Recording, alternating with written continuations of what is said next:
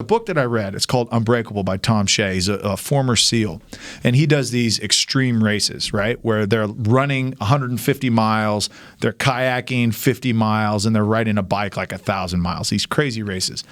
And he talks about this thing called internal dialogue, and I don't know if you guys are familiar with it, but it's the voice in your head. Yeah. And what it is the voice in your head is your weakness. That's all it is. It's telling you why you can't do it. Some may say, okay, hey, it's the devil telling you can't, trying to, and from a religious standpoint or our faith-based standpoint is, he's trying to contradict the power that God gives you and all these things, right? Trying to make you weak. Well, it's real. But here's the deal is we control it. We control what we tell ourselves every day. When we put our foot on the ground, when we get out of bed, we control everything that goes on in our head.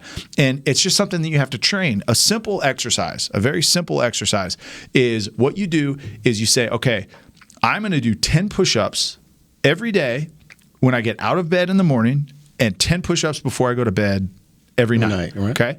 And so you do that for a week, and then you go to 20 push-ups. And then you do that for another week, and you do 30 push-ups right when you get out of bed. And it's not about the physical aspect of it. But the exercise is what you do is you focus on what that voice is actually saying to you, why I should not do those 10 push-ups. And take a note of it. Literally have a notebook by your bed and say, what is my voice telling me why I can't get out of bed to do these 10 push-ups? It takes a grand total of 15 seconds to get down on the ground and do 10 push-ups. And then at night, why you can't, why you're too busy, why you're this, all these excuses, why not? And listen to that and until you can control that. And the whole point is if you stop and you miss one of those, then you have to start all the way over again until you can actually finish this.